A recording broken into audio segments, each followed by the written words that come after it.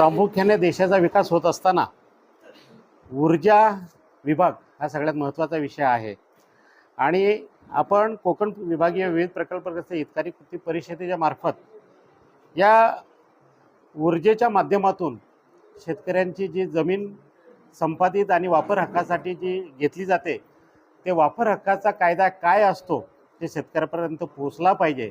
त्या वापर हक्कामध्ये शेतकऱ्याचं पुनर्वसन झालं पाहिजे।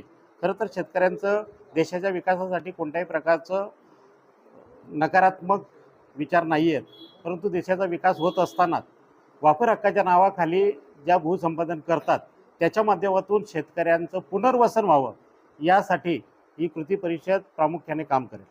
खरं तर या अगोदरचा जो अनुभव आहे तो अतिशय वाईट अनुभव आलेला आहे शेतकऱ्यांमध्ये। त्या दलालांमार्फत बऱ्याचशा गोष्टी व्हायच्या आणि तिथं प्रामुख्याने शेतकऱ्याचं नुकसान व्हायचं, परंतु या हितकारी कृती परिषदेच्या माध्यमातून दलाल ही संकल्पना काढून शासन दरबाराच्या नियम व अटी या शेतकऱ्यापर्यंत पोचाव्यात यासाठी प्रामुख्याने ही कृती परिषद काम करेल।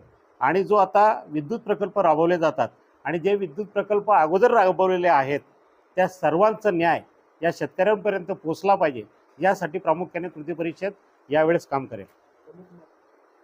शेतकऱ्यांच्या प्रमुख मागण्या आहेत की देशाच्या विकासासाठी शेतकरी सदैव तत्पर आहे, देशाचा विकासातला कणा आहे शेतकरी, परंतु देशाचा विकास होत असताना शासनाकडनं शेतकऱ्याला अपेक्षा आहे की शेतकऱ्यांची कोणत्याही प्रकारची फसवणूक विविध प्रकारच्या दलालांमार्फत कंपन्यांमार्फत होऊ नये आणि यामधला खरं तर दुवा शेतकरी आणि शासन ही परिषद राहील। तर काय सांगाल कशा प्रकारे तुमची परिषद काम करणार आहे शेतकऱ्यांसाठी आणि काय मुद्दे प्रामुख्याने देशाचा विकास परंतु